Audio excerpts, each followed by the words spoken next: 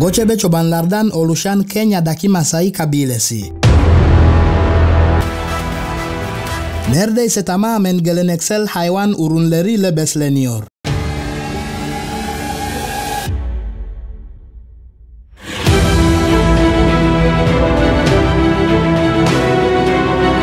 Süt, et ve kan.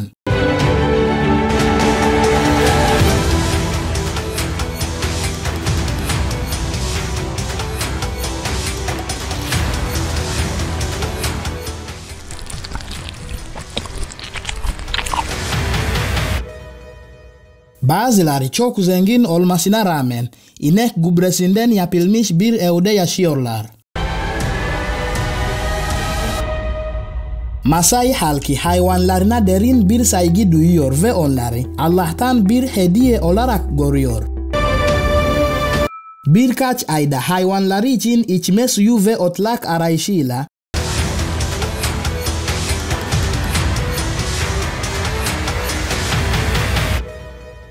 yerden yere taşınıyorlar. Bu yaşam tarzı, yüzyıllardır geleneksel yaşam tarzlarını ve kültürlerini sürdürmeyi başarmalarını sağlamıştır.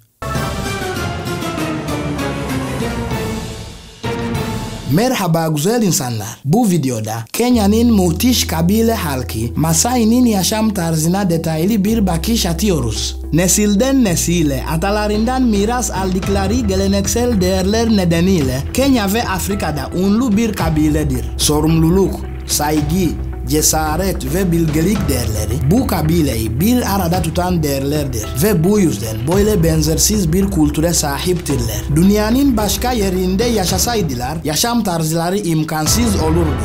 Ama Afrika kıtasında Kenya ve Tanzanya'nın bu bölgesinde yaşadıkları için bir şekilde her şey mantıklı görünüyor.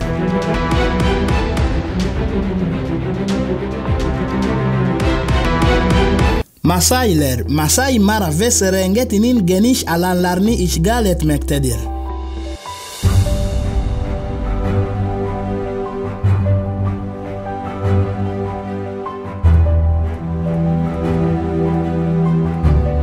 Burası bildiğiniz tüm Afrika hayvanları,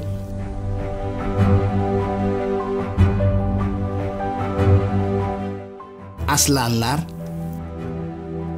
zürafalar, çitalar ve kaplanlar gibi hayvanları bulabileceğiniz yerdir. Sıcak iklim ve verimsiz toprakları tarım için çok az fırsat bırakıyor. Hayvanları için içme suyu ve otlak arayışı içinde yerden yere hareket etmeleri anlamına geliyor. İnekler Maasailerin her şeyidir. Para birimleri, yiyecekleri ve yaşamlarının temelidir.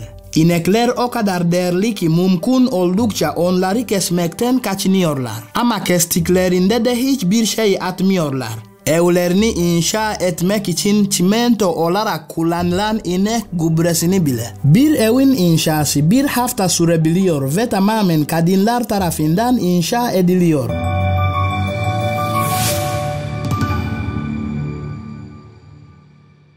Evin iç kısmı sıcak günleri ve serin geceleri boyunca sabit bir sıcaklık sağlar.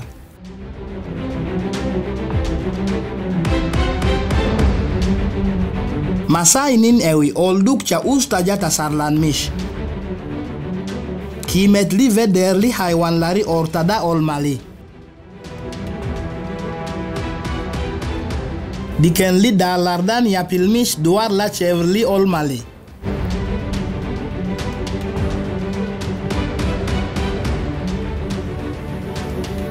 Etrafı ahşap çerçeveli, inek gübresiyle kaplı ve çatısı otla örtülü. Daha sonra dış duvarlar dikenli dallarla yapılır.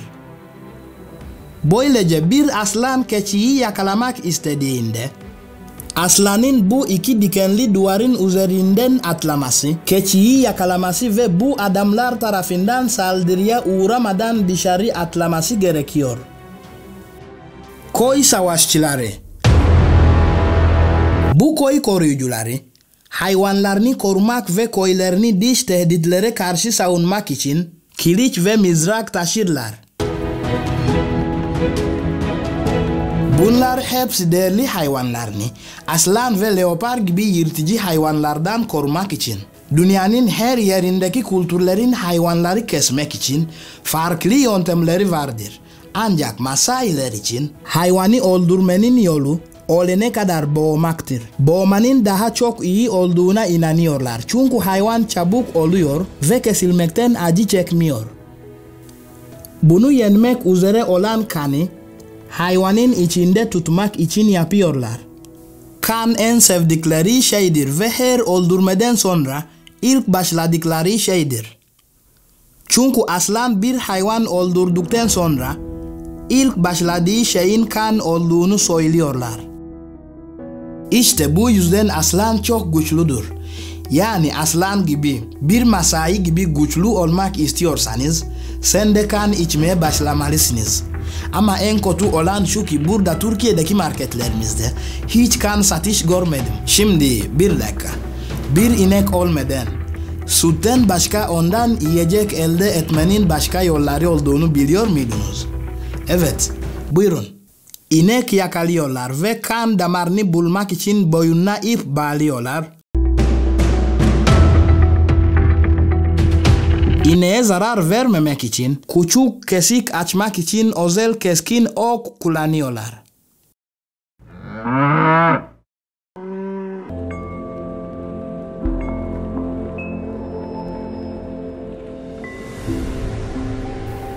Ardından inek gübresini kesik üzerine sürerek yarayı kapatıyorlar. Ve yerel erkekler ve çocukları hiç tereddüt etmeden kan içmeye başlıyorlar.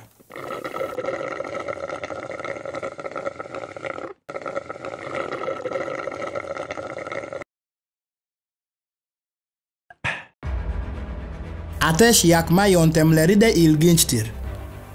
İki çubuğu isi üretene kadar birbirine sürterek kuru ot yığınını tutuştururlar. Daha sonra küçük alevi hafifçe üfleyerek yemek pişirmek ya da ısınmak için kullanabilecek kadar genişlemesini sağlar.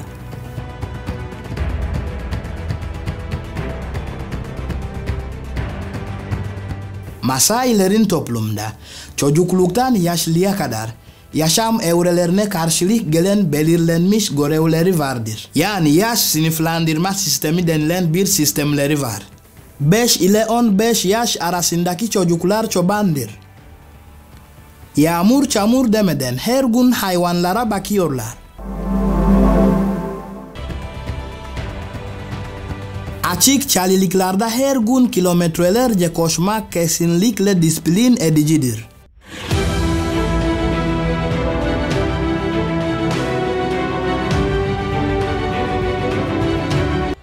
Maasailerin 18 yaş civarındaki çoban erkekleri muhafız, hayvanların güvenliği ve topluluğun koruyucusu olurlar. Bu savaşçının görevidir. Savaşçılar bazen dövüş ve fırlatma tekniklerini geliştirmek için bir araya gelirler. Tüm eğitim ve mezuniyetlerden sonra gerçek bir savaşçı olarak adlandırılmak için aslanla yüzleşmek ve onu öldürmek gerekiyor.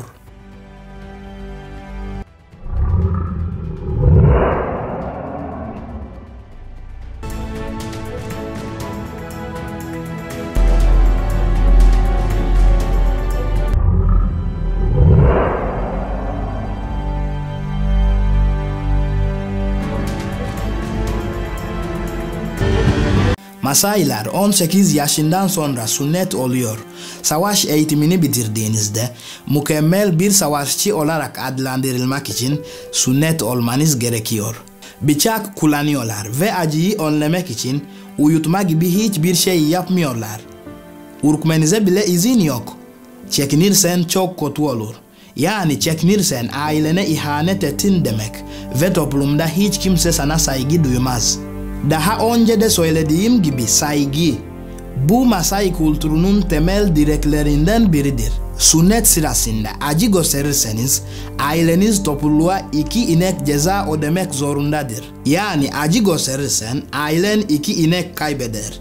Ve daha önce de söylediğim gibi inek kıymetli ve değerlidir. İnekler bu kabilenin nihai ve tek hazinesidir. Afrika'nın bu bölgelerinde inekler zenginliktir. Ne kadar çok ineğiniz varsa o kadar zenginsiniz ve o kadar daha çok avratlarla veya kadınlarla evlenebilirsiniz. Yani ineğiniz yoksa muhtemelen fakir fukarasınız.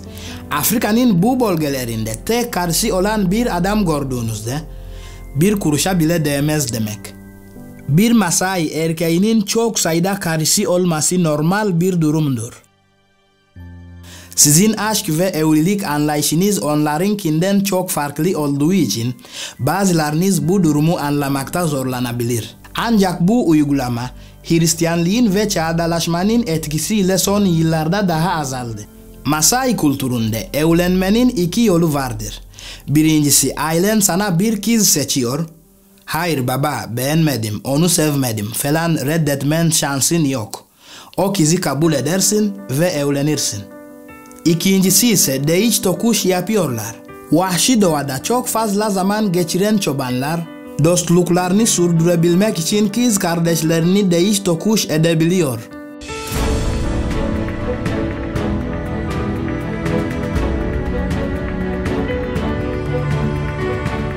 Böylece erkekler ailelerine gidip ben arkadaşımın kız kardeşiyle evleneceğim ve kız kardeşim arkadaşımla evlenecek diyebiliyor. Motosiklet lastik sandaletleri bir Maasai icadı gibi görünüyor. Maasai pazarlarında 0 kilometre ayakkabıları alabilirsiniz.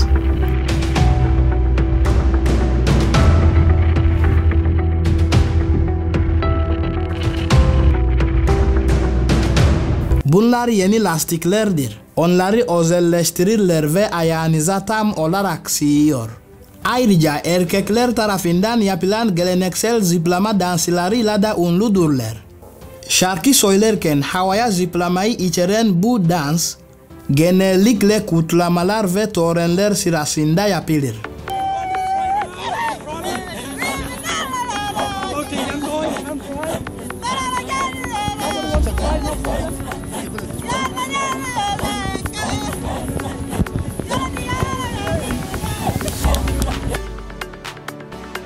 Maasai halkı hayatlarını mutlu bir şekilde yaşarken görmek gerçekten çok ilginç.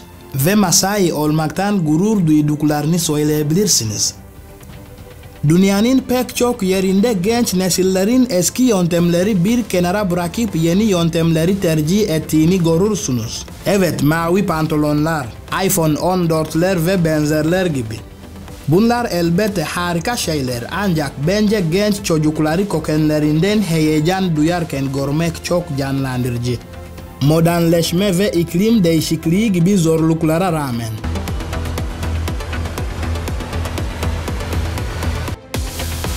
Yüzyıllardır kendilerini ayakta tutan değerlere ve inançlara bağlı olarak eşsiz kültürlerini sürdürmeye devam ediyor.